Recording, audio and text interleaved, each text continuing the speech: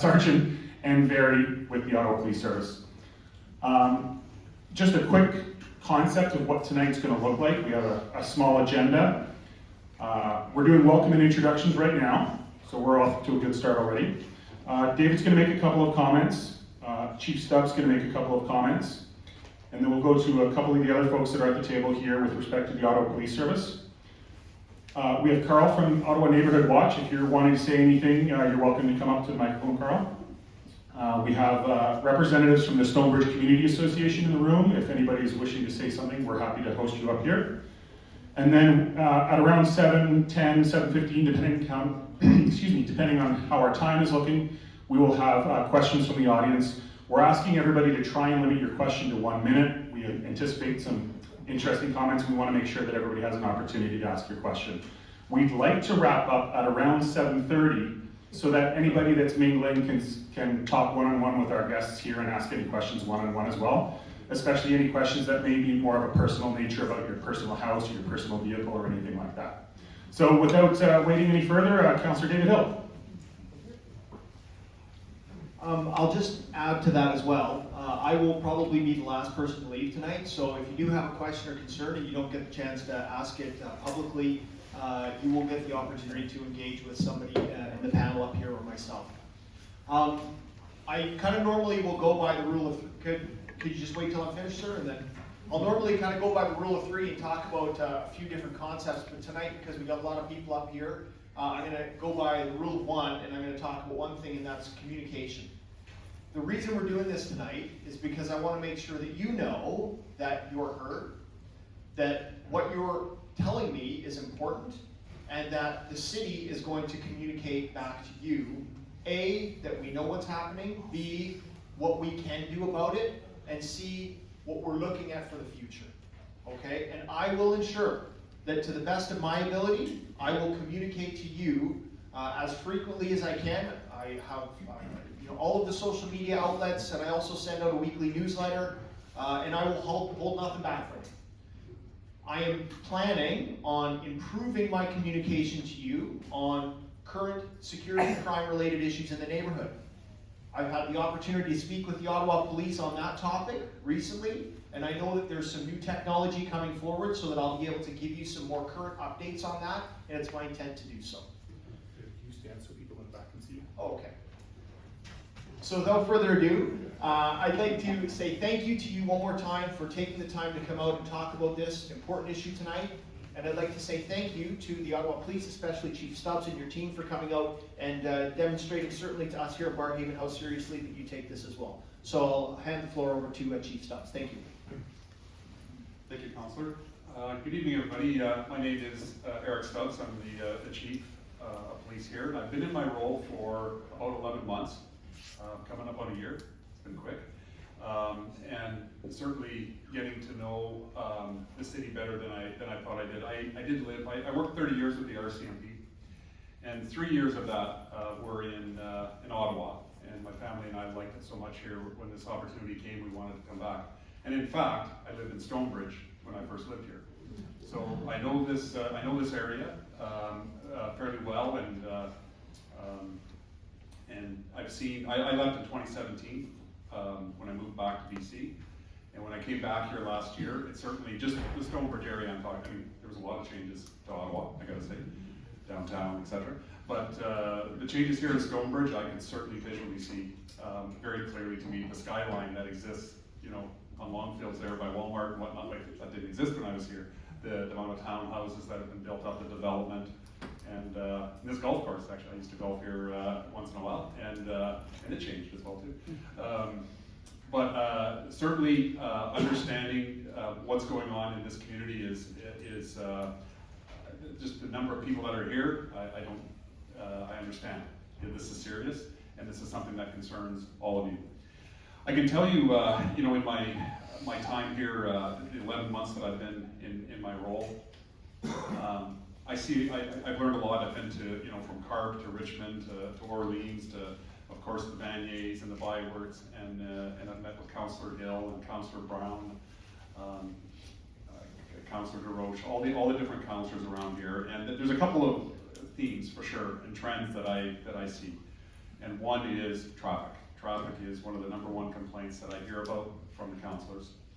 The second thing is car thefts. And the third thing, and that's more away from Stonebridge, is the down car, the Byward Market, that sort of area. When I got here, I was told by my team that we're busy. And whenever someone says that they're busy, I always absorb it, but I don't necessarily believe it until I see it, because it's a subjective term. I've seen a lot of people that think they're busy, they're not busy. Are you busy or aren't you? And you can look at numbers, that helps. You can talk to people, that helps. But you really need to understand what the churn is. And I can tell you, the Ottawa Police Service, we're very busy. And they work hard. And I tell you, I'm proud of the team that is there. They work so hard, and they're passionate, and they want this community to be safe. And they're working as hard as they can to try to get that done. Having said that, I also have realized that we got to make some changes. And I've come to that conclusion. I got locked in actually meeting with the councillors, like Councillor Hill. The feedback I was getting, I'm locked into changing the way we deliver our frontline policing to our communities. How we police Carp, how we police Barrhaven, how we police Vanier, it's all different, but we just sort of have a model. So I can get into that a little bit later, but I want to give lots of opportunities for information to go out to you folks, and then questions to come this way as well too. When it comes to information, and the councillor mentioned it just briefly, in 2023, and probably since February, we launched a project to try to inform the public a little bit more on what's going on in your community. A public-facing website that you can see and understand various crime, traffic, things that are going on in your community. So in about a month, we're just going through some testing right now. Actually, it's with the councillors. We've sent it to them and some other stakeholders to get their feedback. It's holding up, it's doing well, and it will show you in your neighborhood about 24 hours after something happens, different crime types like car thefts, break-and-enters, missing persons, sexual offenses. There's a whole bunch of different categories that we have, and that'll be very informative for you folks to truly understand what's going on or not in your community. I don't want to talk too much because we do have a different line of people here, but I want to thank Councillor Hill for inviting us and for organizing this. This is a key thing for me to hear. It's budget season right now in the city of Ottawa, and I'm going to be up on the hot seat here in a couple of weeks presenting a budget. And I can tell you, my budget is to invest and to grow the police. A consistent theme, I mentioned, traffic and thefts. A consistent theme that I left out, and I just leave it to the end, is people want to see more of us. The councillors are telling me that when I meet people eye to eye, we want to have more cops in the neighborhood. And that's not an offensive term, by the way, some people don't want to say it's not. They want more cops in the neighborhood, and I agree with you, and I want to develop, we want to change the structure in which we're delivering that so that occurs, we're focusing our policing priorities on what the community says is important to them. And it starts with the councillor. There's other stakeholders that we'll go to, but it starts with the councillor saying, this area, this is what I'm hearing from the constituents, and we can focus our resources on those areas. But I'll stop there. I could go on, as you can tell, and I could get into the weeds on some issues, but I want to make sure everybody gets a chance to talk. So thank you again for having us, and we will hopefully have a good exchange here. And as Russell mentioned, I'll be floating around here after this is over, if you will, and more than willing to talk one-on-one. Sorry, is the website already launched, or are you looking to launch? No, the question was, is the website launched? It's not launched. We're beta testing it and testing it now to make sure it holds up. We've sent it to the councillors as part of our test group to get feedback. Okay. We're hoping to launch it in November, I'll just say, is the goal. Okay. And so that just tells us just the crimes that have happened? Right, yeah, it's what's going on in your neighborhood. Okay. Yeah. Like, that doesn't really help though. It's just telling us our stuff's getting stolen.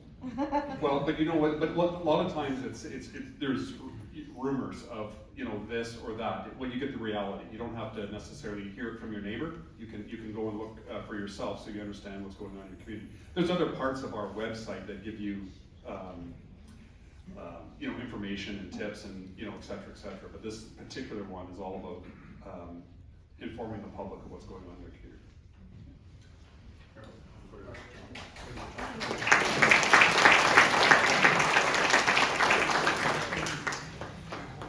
Hi there. I just want to thank everyone for coming today. It's nice to be able to put a face to who works in the area. So my name is John Grader. I'm the sergeant of our Community Police Center and also the Neighborhood Resource Team. You guys may or may not know, but you have an NRT, which we call it, here in this area in Barrhaven. And basically what we do at these two units, we're proactive police officers. So we get to know what's going on in the community. We check out the stats, we have crime analysts, and we go up into the community and we try to fix the problems, okay? I know that's why you're all here today. You want to find answers from us. Another big thing I do is preventive crime, right? So it can't just be the police, it has to be the public as well, and ways to you know, safeguard your house, your home, your business, your cars, mischief, all that kind of stuff, right? You see something, say something, all that kind of stuff. So in my unit, I have 3 other constables that work with me. We're all assigned to different areas. This particular area in Barrhaven, I'm your point of contact. So I work directly with your counselor or counselors in this area, and we share information, we share stats, and they give me updates on what the community is looking for, just like this meeting that you're hosting today. So it's really great that you're all here, and you know, I'm going to try to give you some stats. I'm going to be talking about car thefts, break-ins, or not break-ins, sorry, break into the vehicles, any mischief, all that kind of stuff that's going in your area. I do have some stats that I can share with you. And then I will be sticking around as well afterwards, so if you want to come speak with me, if you have a problem, if you want to report something to me, I'm more than happy to help you out. We have information in the back, lots of pamphlets on crime prevention. All right, there's phone numbers in there, there's the ottawapolice.ca website that we use, and eventually we will have this crime portal mapping, which will help, okay? So yes, you'll be able to understand that there's a certain crime going on in your area, but what that does is it's communication. We need to know, right? We need to have a better way of sharing information so we, as the proactive police officers, can go out there and do something about it. You also have your frontline officers. They're here, they patrol 24/7, all right? And I know there's rumors out there, you only have 2 officers for Barrhaven, it's such a big area. You don't forget though, you also have all these units. My unit, the NRT, the break and enter unit, the crime prevention unit, like so on and so on. So we all work together as a team. We all share information, we all take care of the problems that we can, and the chief backs us as well as your counselor. So I'm going to pass the mic on. I'm going to get into more stats and more information once I pass it off to the B&E unit, and they can tell you what they do and what they can do for you. Thank you. Thank you, John. Thanks for coming, everybody. I'm Detective Constable Mark Tereshchuk. I'm with the Break and Enter team here in Ottawa. There are 10 of us. There's myself and Detective Dew here. I've been with the unit for about 3 years. On's been there longer. We're dedicated to nothing but home and commercial break-ins. A lot of people use the term robbery almost interchangeably with American television. Robbery is very different than break-ins. Some people will say, oh, I've been robbed. Well, a crime, that's a totally different crime type in Canada, a robbery versus a break-in, right? So if your home's broken into, or it could be your shed or a fenced compound, it falls to our unit. We're a plainclothes unit. We don't drive around in a marked car. We do surveillance. We do sometimes posing as people to buy stolen property back. We have things like fake accounts on Kijiji, fake accounts on Marketplace, and we have had some success. Not as much as I'd like, but getting property back that way. The best thing for me, I've been an officer for 27 years. This is my 27th year in the police, was 13 with the OPP, 14 with Ottawa now. Finding and catching someone who's stolen something from somebody is what every cop dreams of when they sign up for. This unit is full of guys and girls that are passionate about catching people that do this type of thing. Unfortunately, some of these investigations are dead cold when we get them. It's a whodunit. We have no evidence, we have no video, that kind of thing, and we've got to really start from, you know, beating the bushes, getting video on the street, or finding out through a community tip where to go from there. But we are pretty successful in terms of our unit resolving things in charges. Some things don't get resolved in charges, but we can reopen them if new information comes to light later. So really happy to be here. I know it's hard for anyone that's had their home or business broken into. It's probably one of the most violating things that someone can go through. It's not a property crime, it's a personal crime. It really is. So we treat it as such. I like to treat everyone whose home has been broken into or business has been broken into like I would a friend or a family member. I think we've all had something stolen in our lives. I remember my home getting broken into when I was a kid, and the police officer that showed up made such an impact on me that I wanted to become one. So there's, you know, it's a fun place to work. It's a great team. I'll pass it off to the Detective Duke, and be happy to talk to any of you after. Thanks. Is there 10 people for the whole Ottawa in your department? Yeah. Great. Yeah. Thank you, everybody. Just to add on to what Mark has said, we did have 15, I think, at one point, but through amalgamating all the units, we're back to just 2 units. One work while the others work in day shift, and we work afternoons. So east-west now. Before we used to have east, west, and central. Our caseloads are pretty much at any given time we have 50 cases each. So if you're a victim of any break and enter, don't feel that you're not being heard. If we're not calling you back, that means we didn't have time to. But there's nothing wrong with you calling us, and just remind us sometimes, because your case is probably on the queue. Most of our solvency is coming from tips, surveillance video and that. As Sergeant Barrhaven mentioned, if you see something, just report something. It might not mean anything to you, but it means a lot for us. So most of the solvency we do get is from surveillance video, witnesses, and we love to hear from you. So.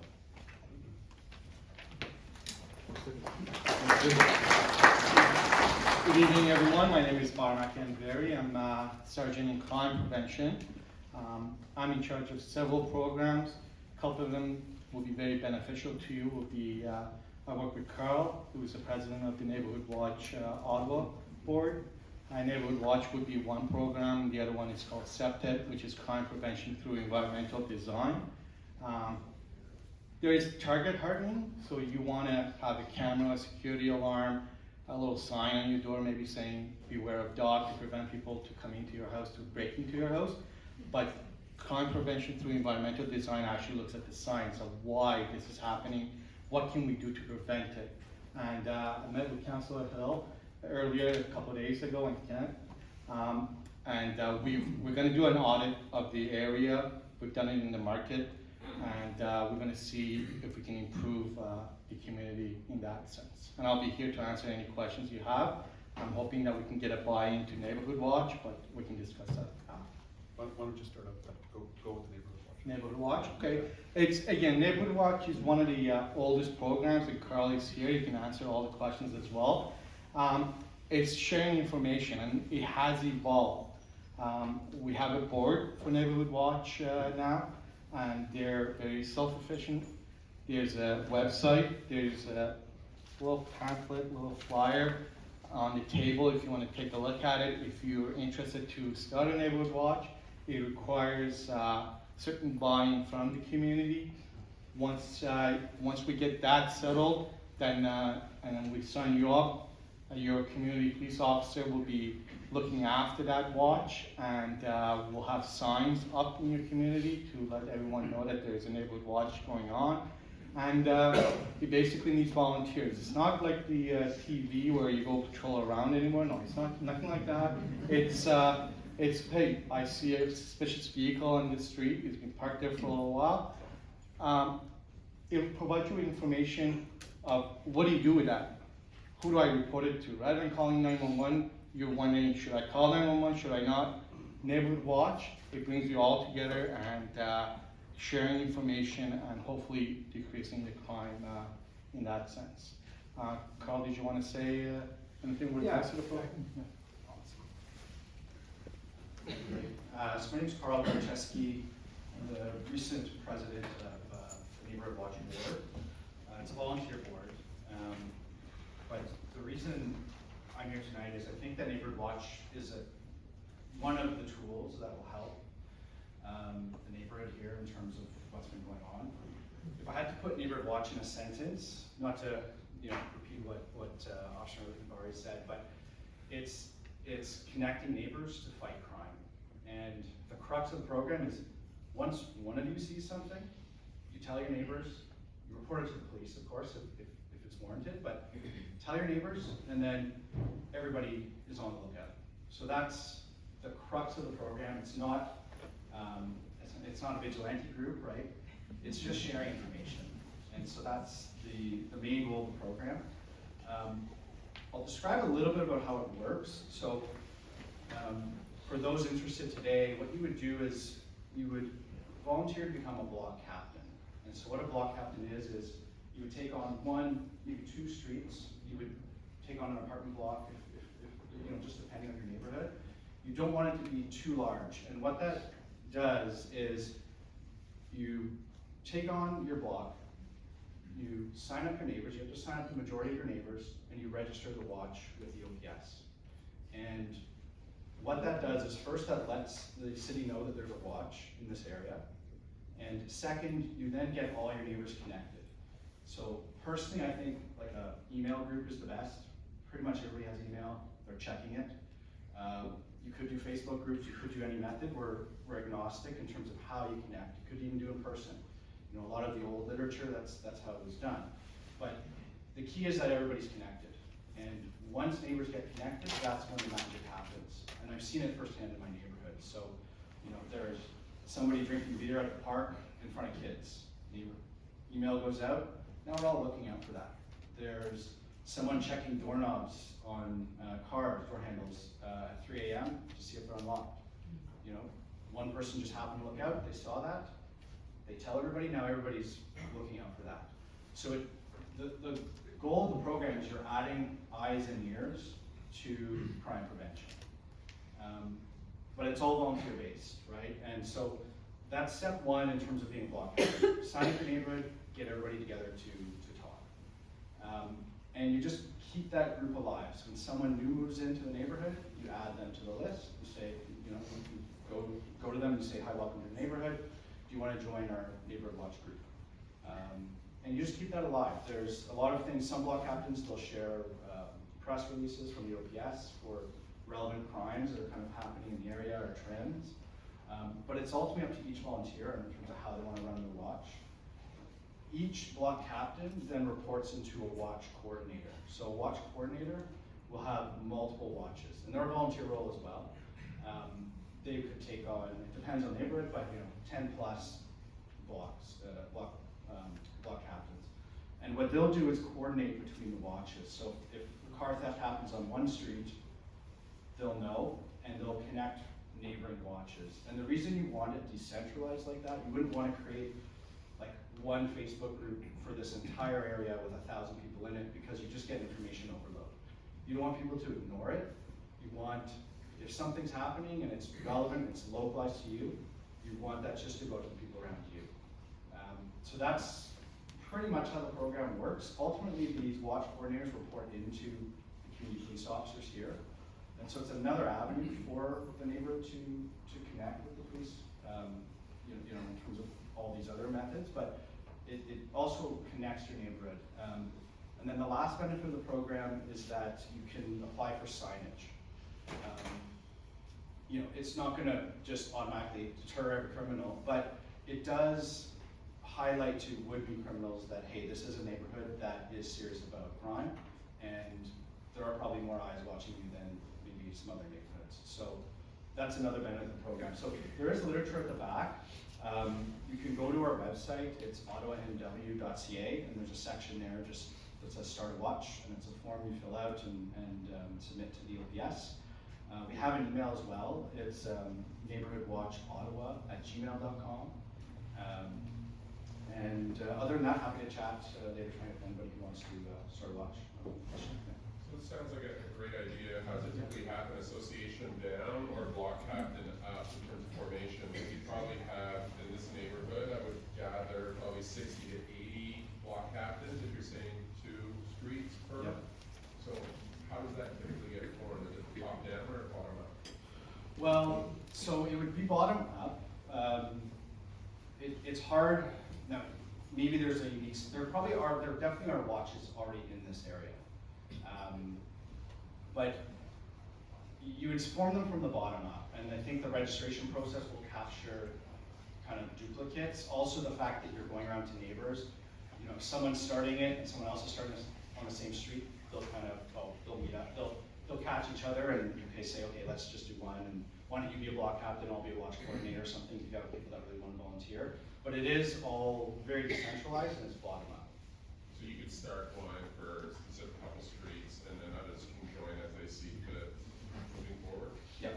Okay. Yep. And ultimately talk with the community police officers if there are kind of issues on figuring out how to divvy something up or whatnot. But yeah, that's how you do it. Thanks, Carl. Is there anybody else at the table that would like to say a few words? Yeah, we'll Another round? Yeah, the first round was more interesting. All right. And I'll just say, John's gonna go here, but I can tell you this, my experience, a real robust neighborhood watch program, when everybody's engaged, makes a big difference, for sure. And I'll just leave it at that. Okay, so I'm going to read some stats for this area, crime stats. I'll start off with, I know traffic's a big issue, and I know noisy mufflers, speeding, especially in this area. And I've been working 25 years. I used to be assigned this area back in '99, and even back then they were racing, and we tried to do what we could back then to get them. So we have a traffic unit, and every year, starting in May, they start doing this thing known as Operation Noisemaker. So they go out in certain communities that have high incidents or complaints of certain things.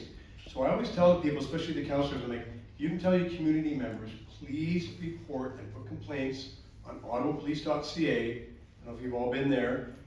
You go there and you say, listen, every night at this time I hear this car come around and they're speeding, they're burning their tires, it's their muffler, whatever. The more we get in that certain area, the more attention we're going to be able to give. Yes? Prince of Wales, right down to the contest right over here. Yep. And I can hear them every Friday night, Saturday night ripping Yes. down there. So, and yes, you know, we do know about that. So the thing is, it is a big city. We only have so many traffic officers, and then our patrol officers that are out there, they know about it. They try to do proactive policing.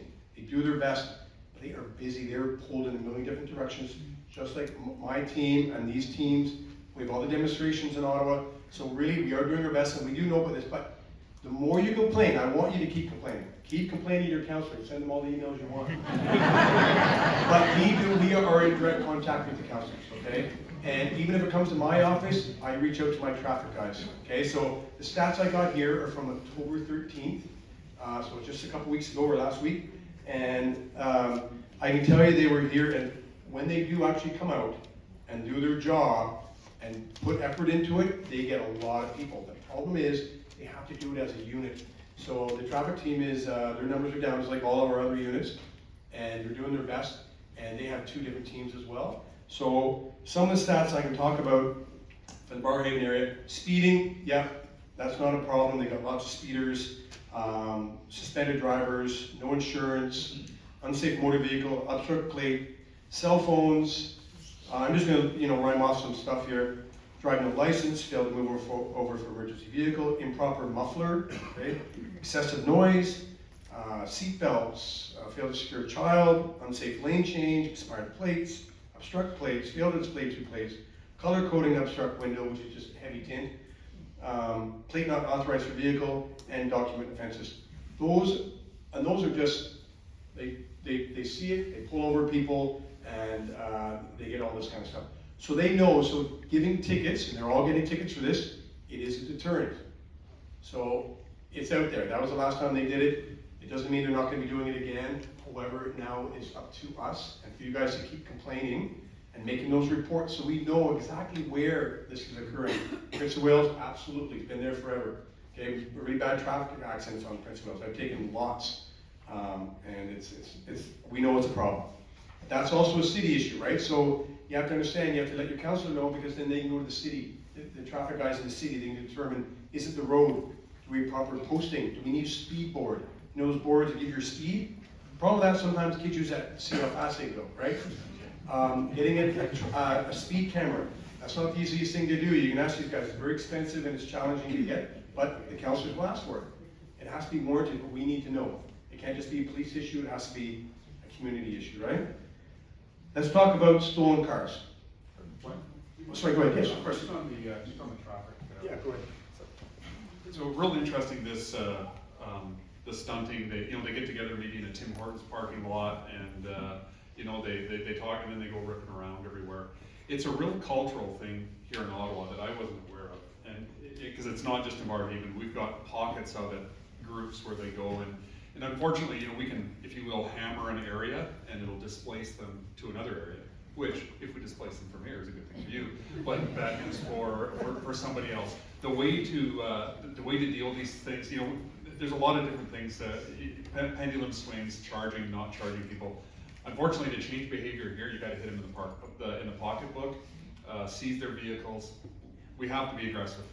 Simple as that. The hammer's got to come, because they've been doing it for a long time, and for the most part, they get it. Some people have a lot of money that are doing this. They got really nice cars, and they don't care about a $500 speeding ticket. But we just got to pile it on. I can tell you, I want to increase our numbers in the traffic units, and it goes along with how we want to change the way we're delivering policing. We do have, and I'll just mention this now, you likely know that we're going to be building, just giving my directions here, a south facility by Carlton Lodge, just south of Carlton Lodge, and that is a significant building. It's over about $200 million. There's going to be a lot of cops working out of that building, and not all of them are patrol to come into your neighborhood and do a general patrol, but they're all going to come in and out of here. It's going to attract a lot more to live in the area as well too, to get to that building. But there is going to be a new district. Right now we have kind of three areas: west, east, and central. There's now going to be a south district, and that is going to attract a lot more people in this area, and we will be able to serve this area, I think, a lot better with that building. Now we have Green Bank, which is fairly small up on Green Bank, and then a lot of resources out of Huntmar as well too. But with the traffic units, we will be assigning traffic units into this district. And one thing that we will be asking our sergeants in charge of those traffic units for each district is, okay, where are you gonna go? We want them to consult with the counselors. Where are you hearing, counselor, that is an issue for this limited team to go? We want bang for our buck. It's here, it's here, and it's here. He'll tell us that, and then give us a week or two, we'll try to address it, and we'll loop back with them and say, here's what we did. Or, as a matter of fact, President Zelensky came into town and we couldn't get to those two things. We'll tell them that, even if it's negative, we'll tell them what we did. So that's kind of the approach going forward with the traffic in the coming year as we transition to that district model. And then Project Noisemaker that John was talking about, that is something that we're doing, we've done every year. We want to do it next year. I have some thoughts on how we have strategically how we should maybe approach that. I won't say that publicly, but just to get a bit better of I think of a result. I think we have to have more of a sustained presence in certain areas, because what we end up doing is sort of popping around the city, and it's not that consistent. I think we need to be in an area a bit longer to show to make a point, and see if we can change behavior, and then move on to another area. Did I see a hand up? Yeah, you mentioned speed cameras, and you said something about that there was some issue with them. Can you explain to me what that issue is? I think John mentioned with the speed camera. Well, I could even let the counselor answer that as well too. They are fairly expensive, and then they have kind of some restrictions on where they've. I think community safety zones is what they said. Maybe I'll let you answer that. So we can designate an area a community safety zone. Right now, we're targeting schools or places where we have identified that they're the most vulnerable populations in terms of pedestrian traffic. So you'll see it around the city, the majority of places where there's a community safety zone, which implies that there's going to be higher fines for traffic violations, but it also allows us to then look at those areas which have been designated to install traffic safety, or traffic cameras, so that we can actually identify people that have been speeding through those zones. The concern I have is, it's not my intent to oversaturate all of our local roads with speed cameras. Because in doing that, the people we're getting are the moms and dads coming home from work to get their kids so they can go to you know, hockey practice, all this kind of stuff. And yes, they're speeding, they shouldn't be speeding, they get a ticket, I get it. I want to get the stunt drivers that are going, you know, 70 kilometers an hour higher. The problem is there are places in this city where we have really, really vulnerable populations trying to cross roads, okay? Green Bank Road going north, St. Joe's.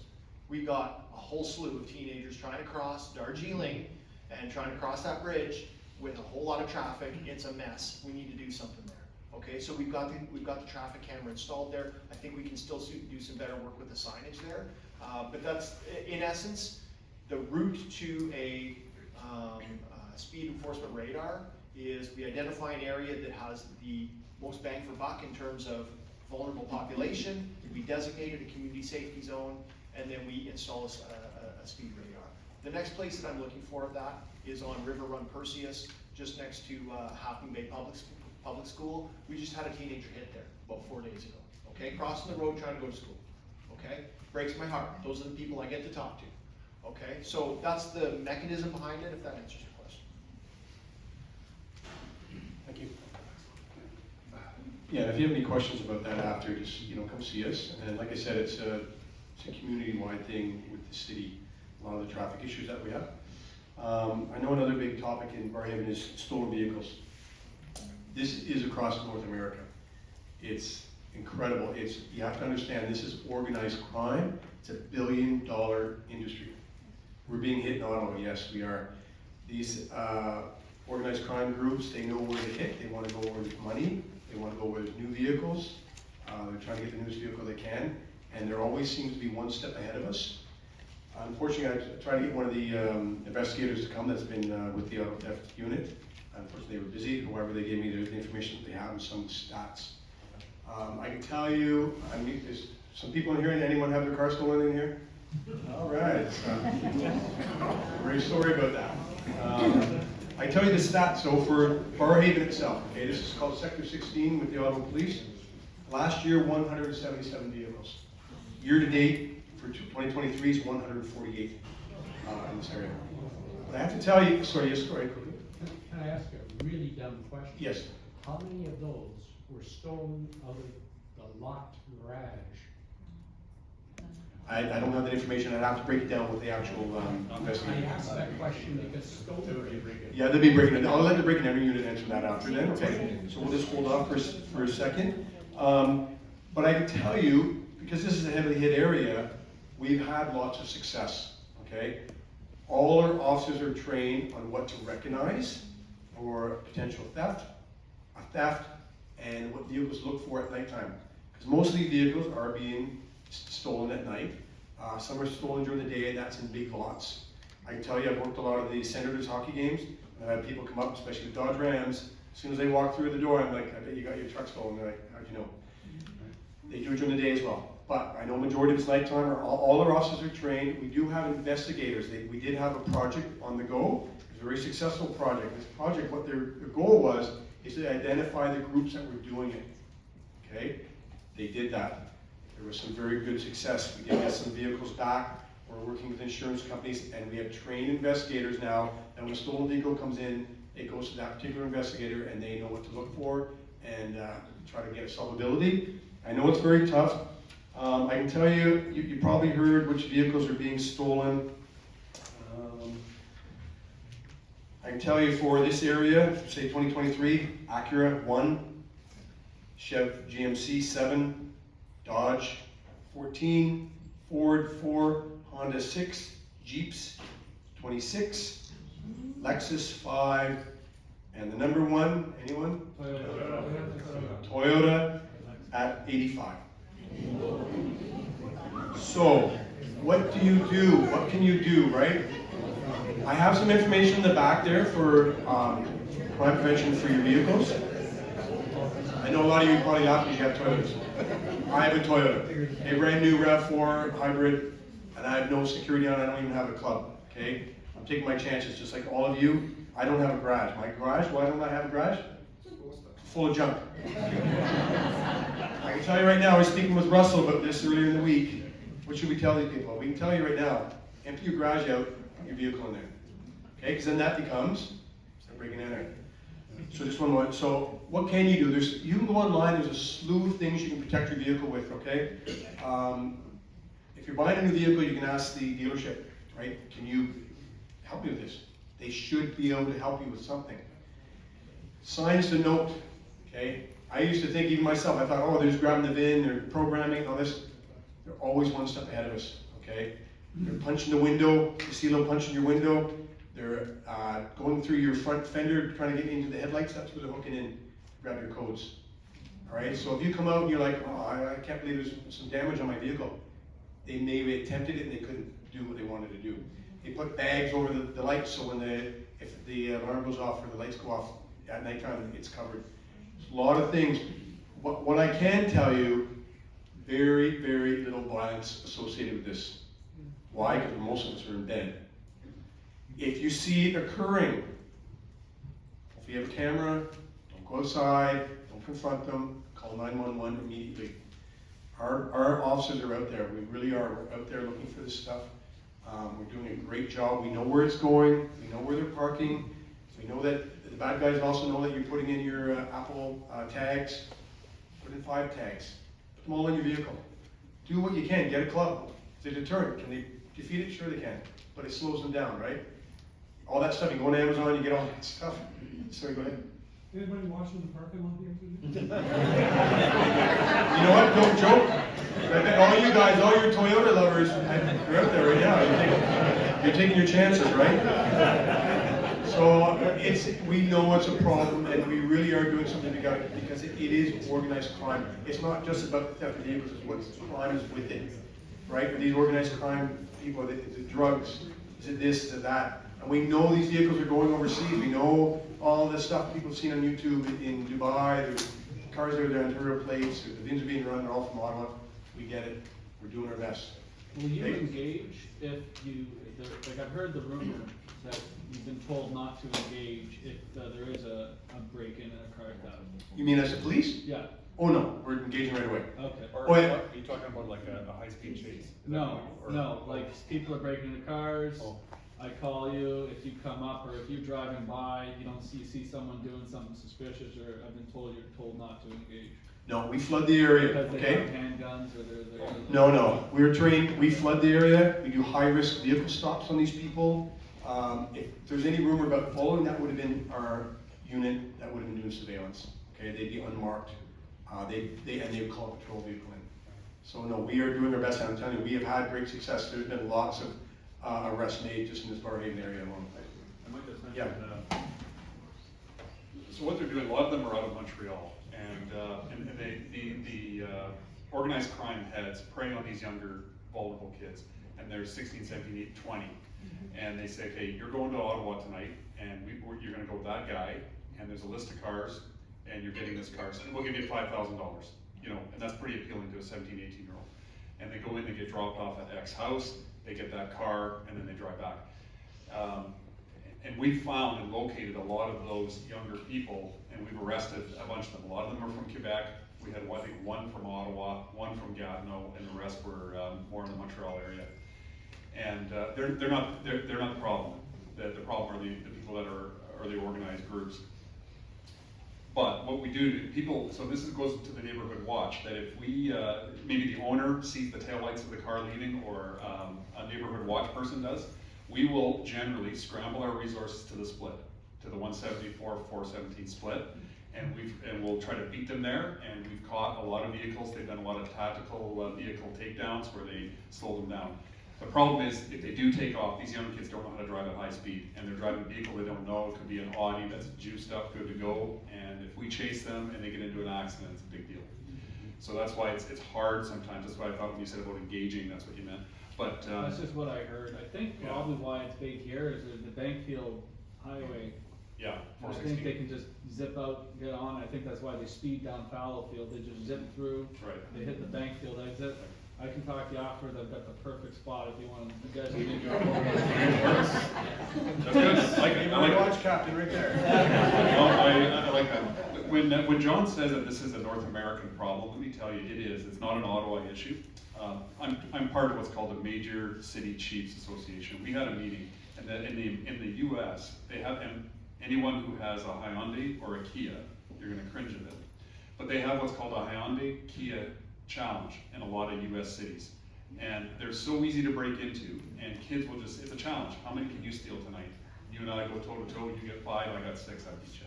And they go ripping around, and then they go to their next one. So much so that a lot of the municipalities in the US are suing the dealers, Hyundai and Kia, for failing to secure properly their vehicles.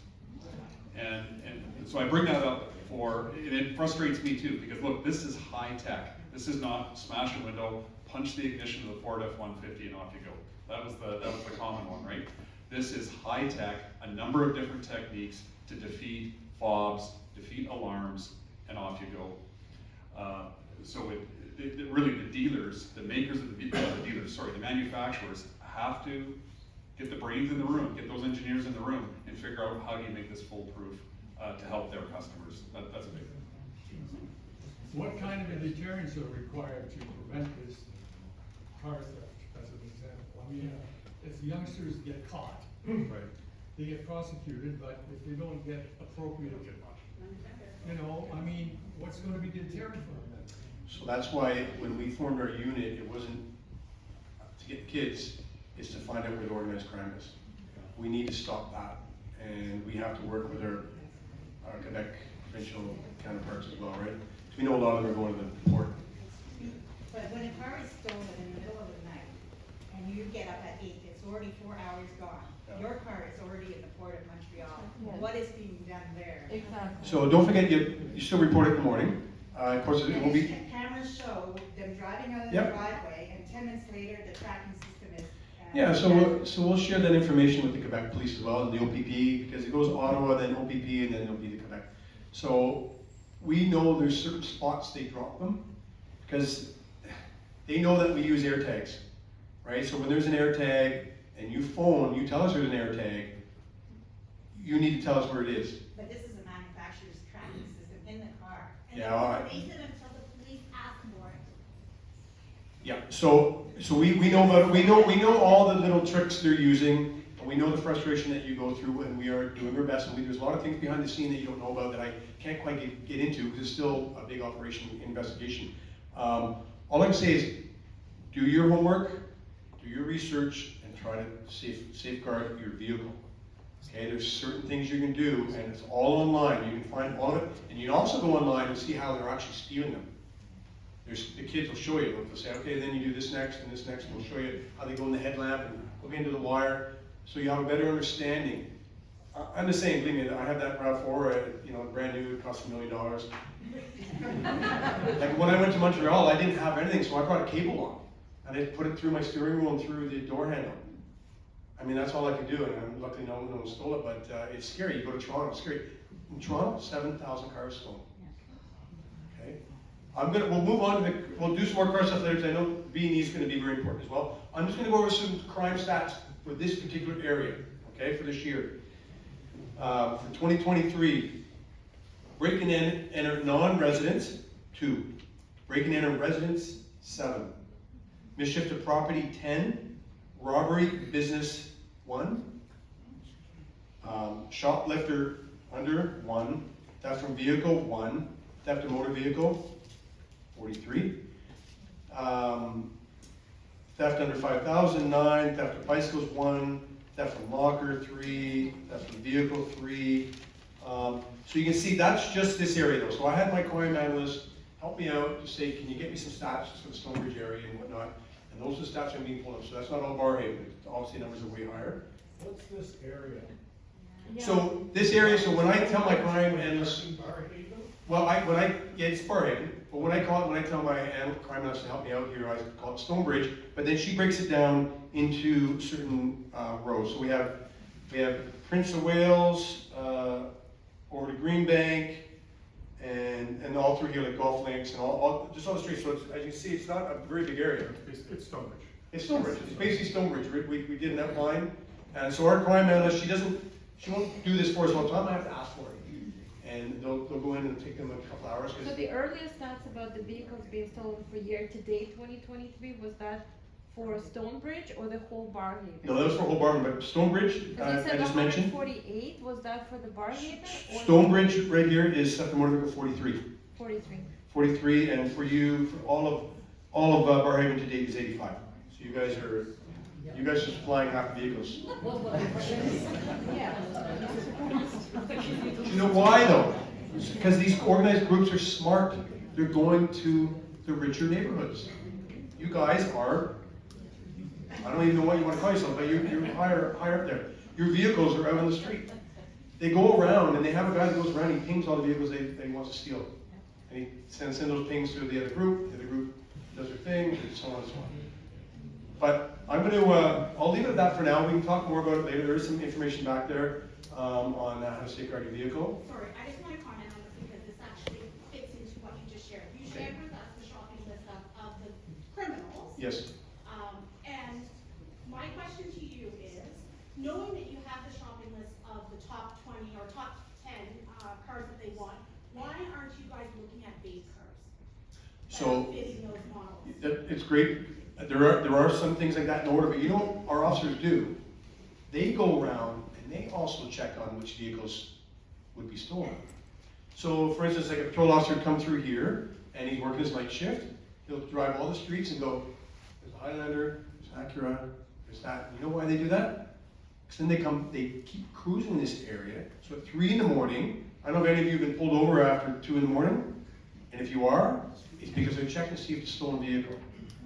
So our officers do the same thing. And some of our officers have found that they prepared to steal them. So they were ahead of the gang. Or they saw a carload of guys at 2 in the morning sitting on a side street. And they get them and they have break and enter tools. So they get arrested. And we get to search for the vehicle. They get warrants. So I'm telling you, there's lots of things being done. Unfortunately, there's a lot of vehicles out there, and there's only so many police, and there's so many people up past 3 in the morning. I'm sure all you're all sleeping. There's a thing called the broken window theory, though. I'm Yes. sure you've probably heard of it, right? So if there's no perception that there's nothing, and like I said, I want to first off say, like, I respect all you guys. I really appreciate everything you do, and this is nothing. If your resources are tight, but if they don't see you out in the neighborhood, you could probably just go out with just not even an officer, but a marked police car. That'll deter them, Yes. right? Where they'll maybe not. The fact of the matter is, if there is only 2 or 3 that are actually patrolling, they don't see that there's any presence. So I feel like You're right. I mean, we obviously can't be everywhere at once. No, but just patrol the street. I don't see any cops ever come down my street. Well, The only time I do is there probably is, like I said, these officers know that they know this area's hit hard, so they do come around and they take inventory of what cars could possibly be stolen.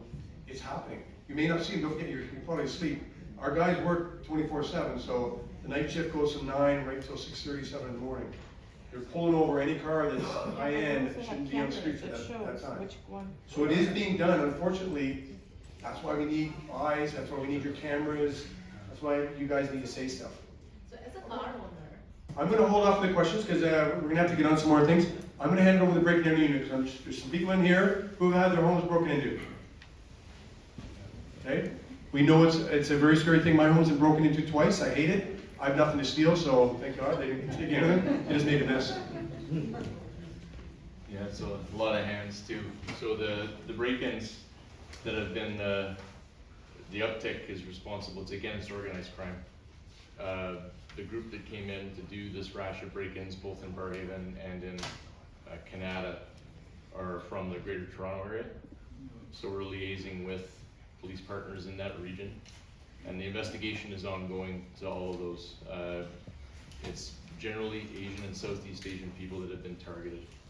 So I've also been liaising with our hate bias crime unit to look into potential repercussions for someone having been selected to be broken into based on their race or cultural heritage will be addressed if we can find these people and hold them accountable.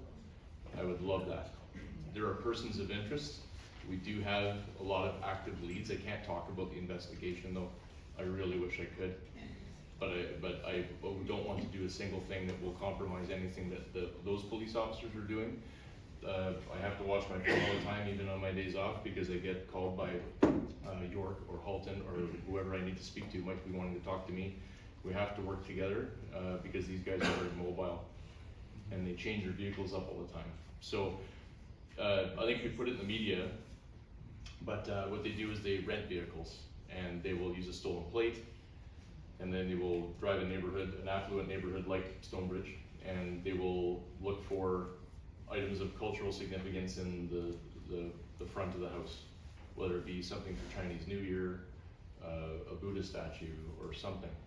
And then they approach the house, knock on the door, they make sure that no one answers the door. There's no violence with these people so far, and that's limited comfort to people that have had their homes broken into, but we have not seen them be violent with people yet. So they knock on the door, they make sure no one's home, they drive away, they end up putting masks and hoods on. When they come to the door, they're masked and hooded anyways. They're wearing medical masks, sometimes a hood covering all you can see is their eyes. If someone comes to the door, they say, hey, do you want hedge trimming? No, I don't, because it's October, you know, and then they leave. And they don't have anything about it. They have a high-vis vest, that's it. They don't try to upsell you. And anyone has dealt with these people at the door, they're gonna try to upsell you, right? If they're legitimate, they're gonna be like, well, what about your driveway? Does it need to be sealed? Or what about your snow removal? They don't have any follow-up questions, they turn, they leave, they're gone. So that really should get people suspicious, and this is where the neighborhood watch comes in again. How many, you know, we all have this, the Rogers guy, the Bell guy, all these different companies are going around, they're quite legitimate, but they usually present as such, and they're trying to make a living. They're gonna try to upsell you, they're gonna try to make their buck. These guys aren't interested in making a buck, they wanna leave. So if there's no one home, they do leave, they come back with a car, they back in, 3 guys get out, 1 guy stays with eyes on the road, they have radio communications, they do the front door within 5 or 10 seconds, they're inside the house. They go to the basement level, middle level, and upstairs. The guy in the middle level always goes to the back door and opens it in case they need to run out. That's why we're finding a lot of back doors open, but they didn't enter that way. So they are in the house for under 5 minutes typically. They're only looking for cash and jewelry. That's it. They're leaving valuable items behind. They leave, sometimes empty-handed, if they're on a clock, because they know if we get an alarm, the alarm goes to the alarm company calls the police have to get it to a radio car. They've got a few minutes, and they don't play with that clock, they're gonna leave. So they leave, and they're gone with whatever they've taken. And so in some cases, it's been considerable. There's a residence here in Barrhaven that lost a lot of jewelry, some of it very sentimental in value to the person that lost it. Everyone's, these cultures, you know, these communities are being targeted, and it makes me frankly disgusted. So if that's happened to you in this room, and maybe I've spoken to you on the phone, we have been trying to do our best with gathering evidence. We have a number of leads, and that's all I can say for now. But are they going to the door the first time with no mask? No, they have a mask right away. The very first time they go right to away. check? Yes. Which is acceptable in today's world, right? Yeah, it doesn't, yeah, that's right, and it, you know, hey, we don't really notice it anymore, right? Like, it's just part of our culture now, so it really isn't a suspicion anymore. So, that being said, like, that does put us kind of behind the 8 ball for IDs. Most of the break-ins that we solve, video is huge in video, because most people know, if you watch movies, you know, wear gloves, you know, they don't touch things, they're not gonna leave fingerprints. At the back there. I have a question Sure. for Ottawa Police. Stolen cars, stolen license plates, and tinted windows in cars. I mean, really darkly tinted. How does the Ottawa Police detect these things? How do they find? How do you determine that a car is stolen? What do you do to determine that a car has been stolen? Well, once the car is stolen, the license plate is on our system is stolen. So But whether is it physically, so, a person would have to In many cases, yeah. Put the license plate into a system? Yep. So none of it is done with technology? There is automatic license plate readers in some of our units. I don't know how many, but there is some.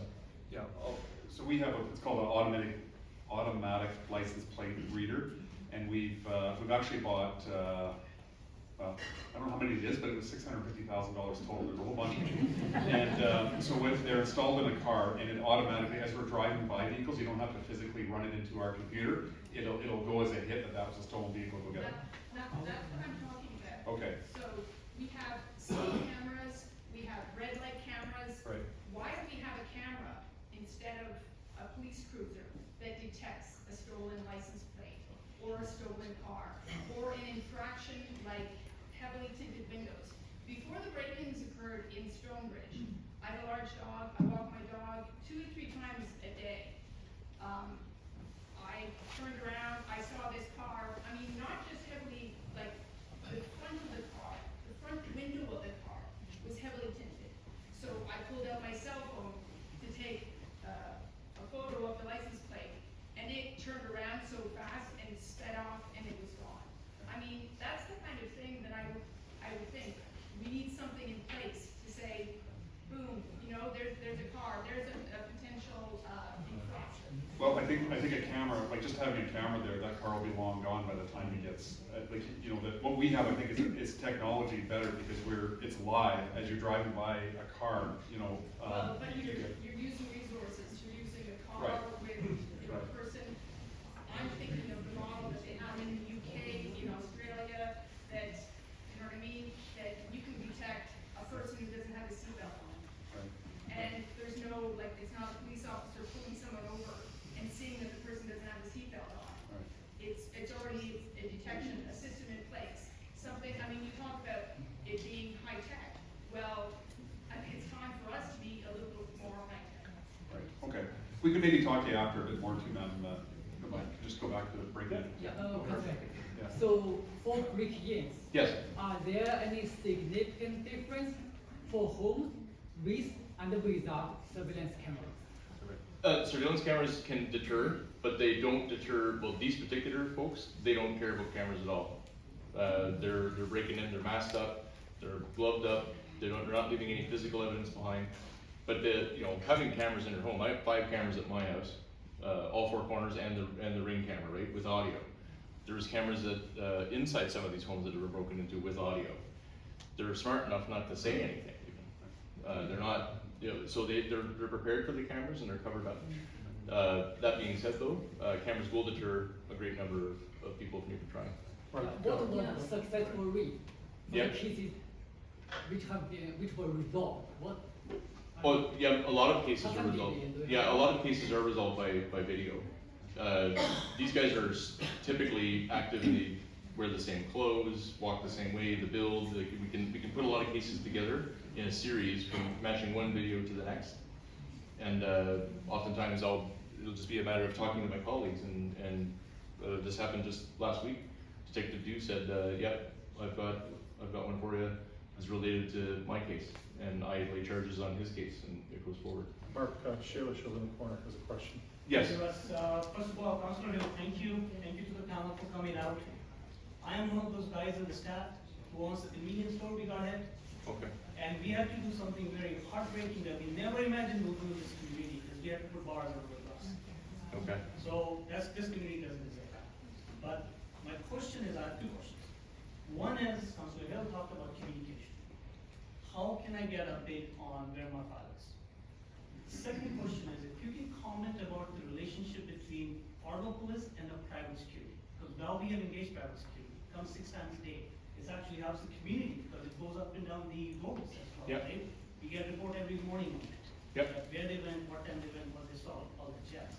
So if you can comment on the relationship of Ottawa Police with the private security. Yep, private security. There's a lot of different private security companies. I'm kind of biased a bit. My father was involved in private security with Securitas, right? So I was able to talk to my own father about what his guards were doing and how they're trained and how they relate to us. There's it's a bit of you get what you pay for in some private businesses, right? That some of the guards aren't trained very well, they're not paid very well, they get caught sleeping on the job, stuff like that.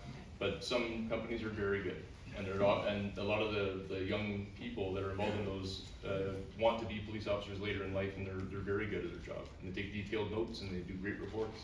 So it really depends on who you hire.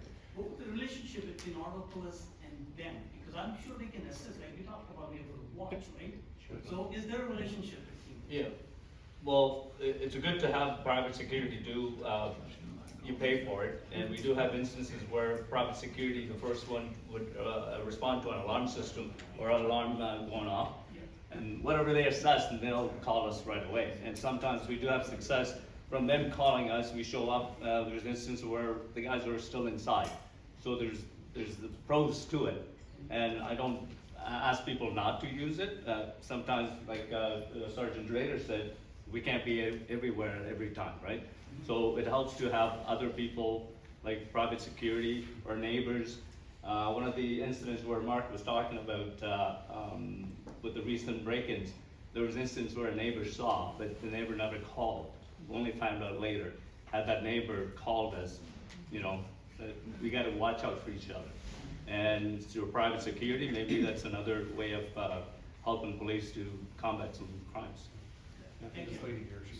Yes, ma'am. Yeah, so I just want to put in a plug for the Neighborhood Watch. I created a neighborhood, one of the first neighborhood watches in a rental apartment. One of the things I constantly had to do, I had to tell the residents, stop being nice. Don't hold the door open if you don't recognize the person. It worked well because that was the kind of building where you rented an apartment and you lived there for 20 years. The Peen apartments might be a good candidate for a neighborhood watch in this community. But the program does work. It's excellent. Yes, absolutely. I'm pro neighborhood watch. I'm pro community watching out for each other. Just recently I put out a broadcast for media because we didn't know who was breaking into the homes, and this person was responsible for breaking into 17 apartment buildings. And most of the incidents they're following another tenant in, and the tenant was too nice to let them in. But I wouldn't be able to charge this person if it wasn't for the member of the public calling in. When we put out the broadcast, it was unanimous, like about 16, 17 tips coming in, hey, this is so and so. So we do solve a lot of crime from help from the public. So I'll take that. All right, so I'm seeing more questions than talking from here, so we'll just devolve into our Q&A session. I'm going to try and moderate this as best as I can. I know lots of questions. I know this gentleman put up his hand. If you put up your hand, I'll try and track everybody. Who has a question right now? Okay, we can deal with this. Okay, sir, right here, and then you'll be next, and then you, sir, third. Thank you. This, I think, is a question for the chief. I'm curious as to the staffing levels of the OPS compared to other Canadian cities, relatively speaking. And with two considerations, as I understand it, Ottawa is the largest geographic city in the country. Secondly, we happen to be the capital of Canada. A lot of things happen here, so there's a diversion of resources to that end. Are those considerations that are at all taken into account in the staffing levels? So it's like you're my plant. We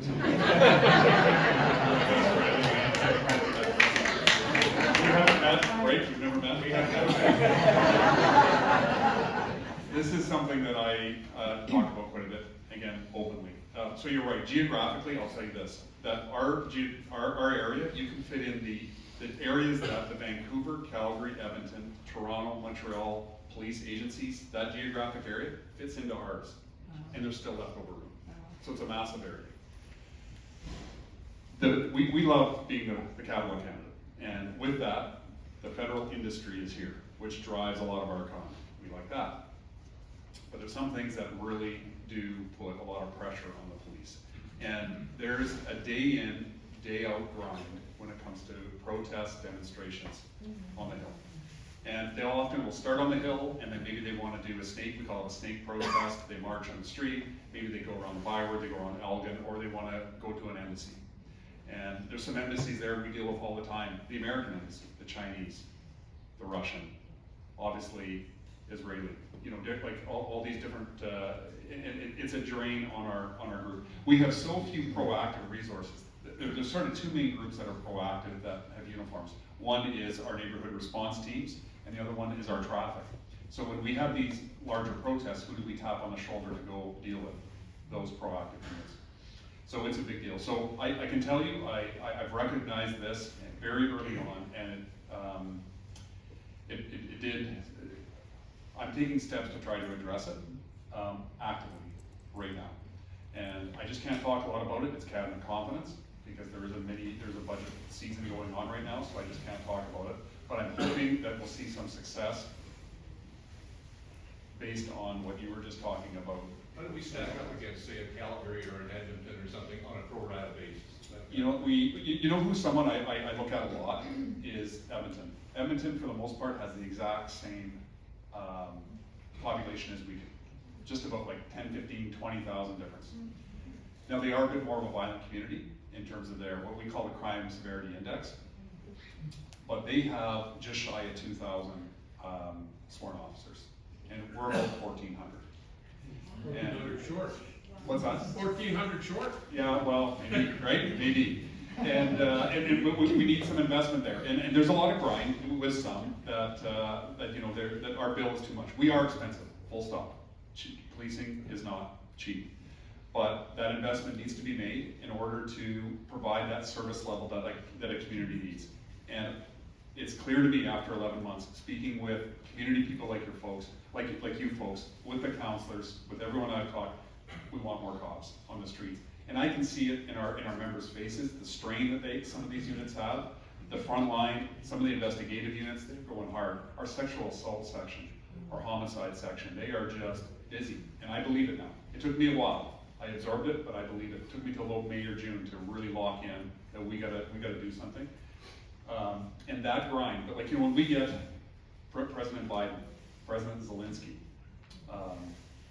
we get heads of state all the time. Some of them you don't even hear about, like it could be, you know, a smaller state, but it comes with an effort. And then the demonstrations, my God, the demonstrations, right? Like this past weekend, our team dealt with, I'm gonna say 7 or 8 from Convoy.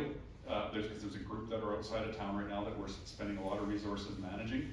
There's Palestinian, there was pro-Israeli, there was, anyway, there was a bunch of them and multiple protests. And that just drains us from the front line. It drains us from our proactive work. We are trying to address it. Do we receive anything from the federal government for our police budget? There is some. Since we're dealing with, yeah, these are federal problems. Yes. Yeah. So that's exactly, sir, what I'm dealing with right now. That I mentioned maybe 2 or 3 minutes ago. I'm trying to get a result on here this year. This lady up here. Yes, you've been waiting.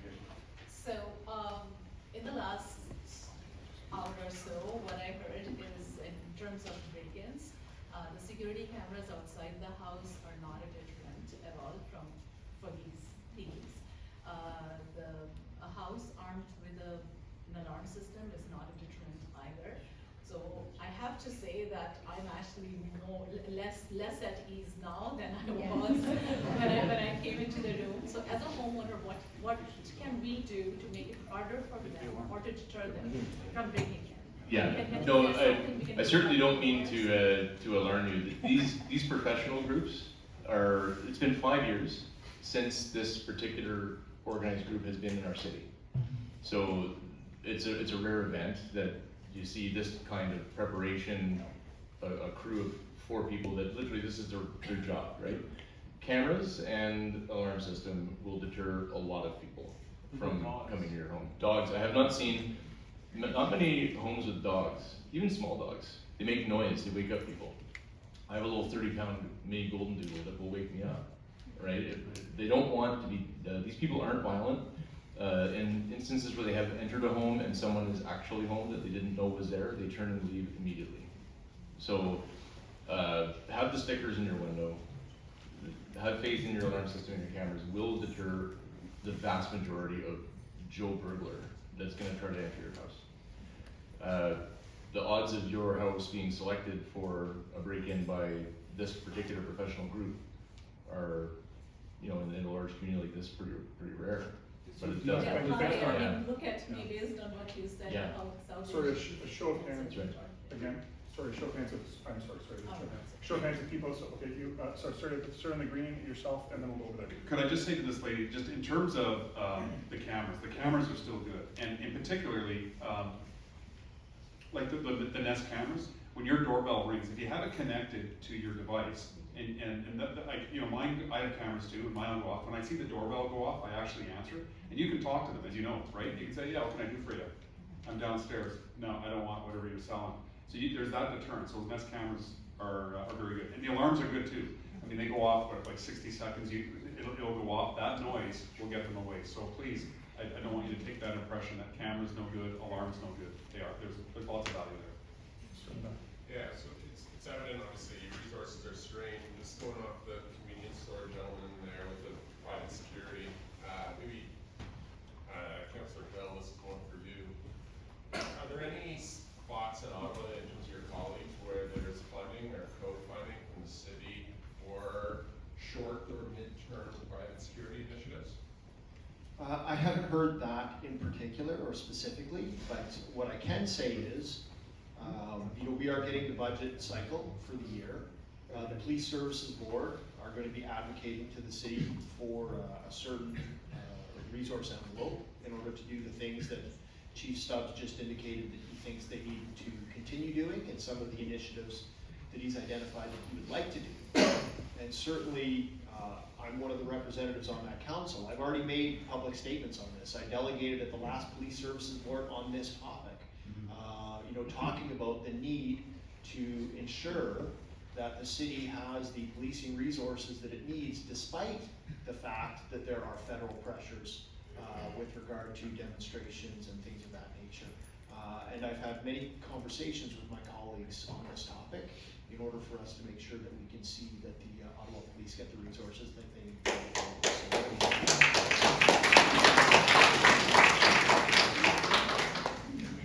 First of all, thank you so much for the communication today. Communication is key. There is, I would say, in my community, people around me and friends, there is a sense of frustration, and this topic is a hot topic that we always talk about, especially the climate. And the sources of frustration coming from two sides. First, these numbers are increasing every year. This is what we hear, but the numbers are increasing. The car theft in Ottawa this year is more than last year, and so on. So obviously there is an effort happening, but obviously it's not enough. And the second source of frustration is from the stories we hear from people around us, people who experienced car theft. One of my neighbors in front of my door, a friend of mine, that his car was theft in Quebec, but he was going from here. But anyway, so the stories that we hear about the reaction of the police when they call about the car theft, they hear things like, okay, call the insurance. Yeah, but I know where my car is, I have a tag. No, we can't do anything, just call the insurance. These are stories that we hear. And since you are here today, we need you to help us to understand if these stories are true or false. Well, I can sort of speak on that. Like I was saying, all our officers are trained now on auto theft because it's such a big thing going on in our city. So from these stories that you're telling me, if the officers say, no, just use insurance, I don't think that's occurring. If you're giving us live feed or even 4 hours later, whatever, and you have some knowledge of where it may be, we are going to investigate that. Okay, sometimes for a while they were actually only parking them 2 streets away because they knew there might be something in there, a tracking device, and they let it sit there for a while, 24 hours. They would watch. It was funny, there's a suspicious vehicle on my street. We go check it out, stolen. Okay, my friend who lives on a street saw a van one time park on a street and 4 guys just leave. So he called me, I came and checked it out. Not only was it a stolen vehicle, it was a crime vehicle that just was involved in a shooting. I went to the neighbor's house. I said, your Ring camera there, do you mind if you can look at it at this particular time? we identified all 4 people and the shooter. Okay, so it works, guys. These stories, yeah, you're sitting around in your grass talking about. Yes, could it be true? Absolutely. There might have been an officer out there saying, you know what, unfortunately, sorry sir, there's nothing we can do about it, call your insurance. That might have been because your car had been stolen 2 days before. You know what I mean? The timeline might have been too long. Guys, we're all here together today, right? Look at us. We're here for one thing. We want to make our community safer. We have to do this together. That's why you're here. That's why we're here. Let's keep that open communication. You have some great counselors here. You have some great officers, and our chief is backing us on everything. So let's keep moving forward. I'm going to pass it off to Russell again, but I think we'll take a lot of the questions. We're going to hang around, and we can also give you guys a lot of information in the back if you'd like, but I'll pass it off to Russell. I've got 1 over there and 2 in the back, and then we'll sort of go into one-on-one questions. Oh, sure, we'll go 3. We'll cap it at 3. Sir, over there on the left. So for the break-in the houses, you mentioned that the target houses have the cultural identities, right? And I also saw a news article saying that the houses are they belong to Asians and the South Asians. Do you know what makes those houses a target? Is there any reason why these folks are targeting those houses? Just from our investigation in the past, we feel that individuals from these cultures do have a lot of jewelries at home. They don't store it at the bank.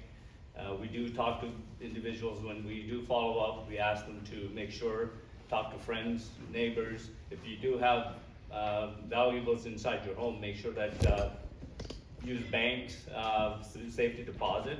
We don't know how they find out, maybe from previous incidents, and perhaps these individuals from Greater Toronto area. That's the probably the way that they found out, and they're just expanding their territory, perhaps. Yeah. Yes. So there was, and I'm sorry, sir, I just can't remember the religious name, but I know, like in the Hindu culture, there's a time where there's an event there, and part of Diwalis, yeah, and they display their gold out openly, and these criminals know that, so they're looking for those homes they think might be practicing that particular faith and that culture of putting out the gold. I know I actually was in Riverside South on Sunday, met with the Hindu community, and we were talking about that. I had another one of my colleagues there with me, and that sort of rush of that type of theft has subsided for 2 reasons. One, that season, I understand, has passed, but will come again with another religious ritual, if you will. But and then the investigative work of the team as well too has assisted, and we won't get into where they're at with that, but the heat is on a little bit. So if you are, or if you're neighbors, or you know people that are part of that religious ceremony or that tradition, and I don't want to say don't do it, because I don't know how serious of a religious infringement that might be, but certainly guarding yourself during those times of year is very important. Yeah, sir in the back. Yeah, so it's about police communication to the citizens. First of all, bravo to the police chief. You take on a challenging job. Now, when my vehicle was stolen, it was between midnight and the morning, when the police officer showed up. Among other things, he told me this, is don't buy the same type of vehicle.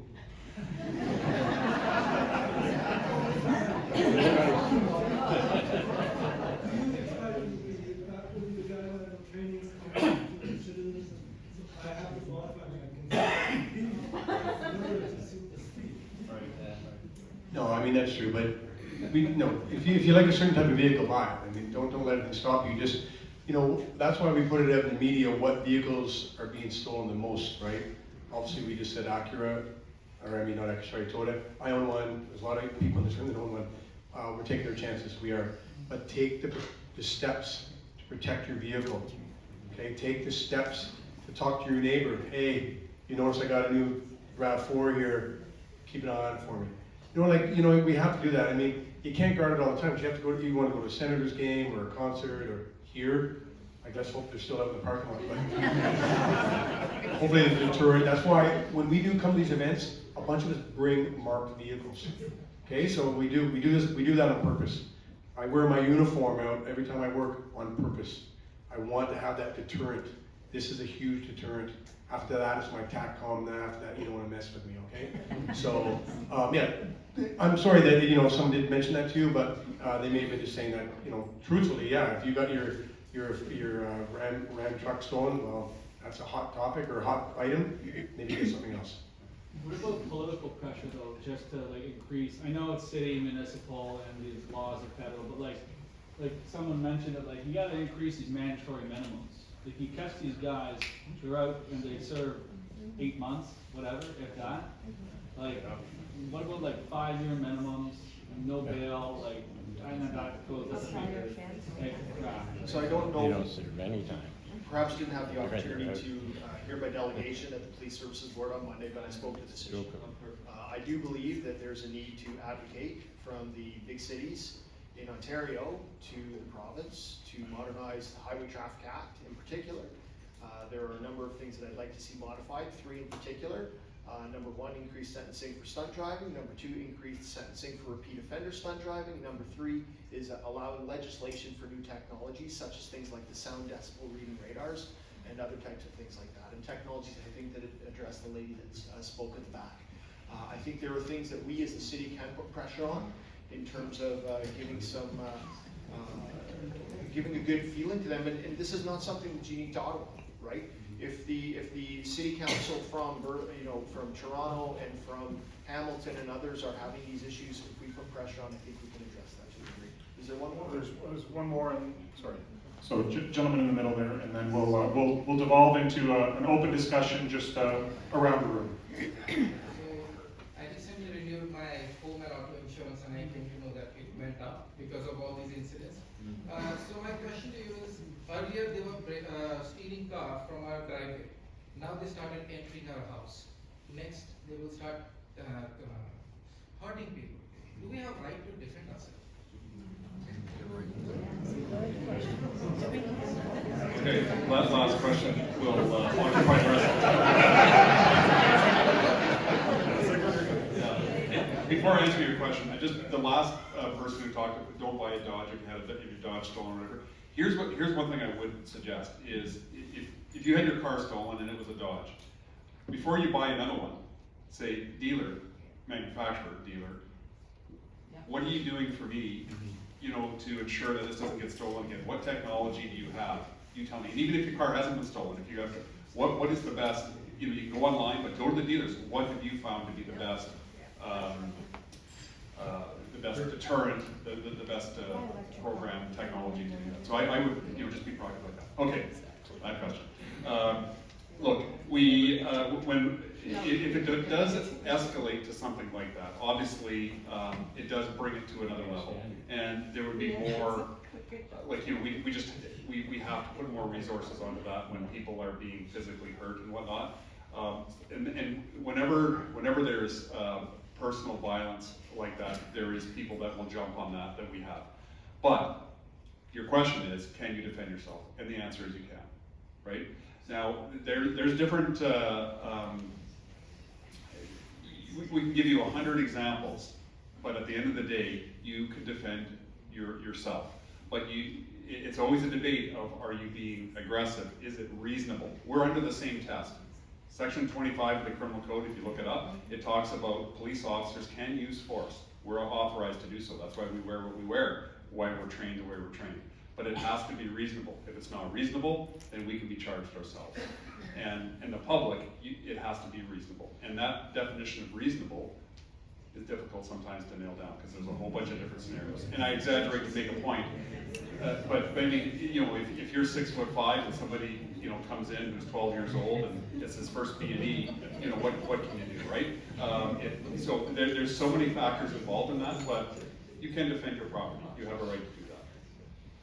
But we don't encourage that. We don't encourage that confrontation. What we encourage is to try to. We encourage you to don't put yourself in peril, to back off, call us, and let us deal with those people. That's what we want you to do.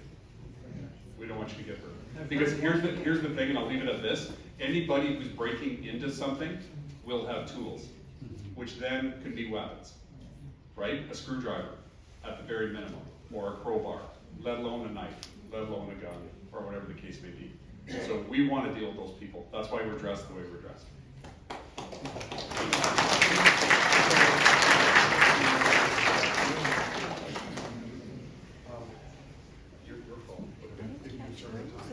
I know there's a number of other questions.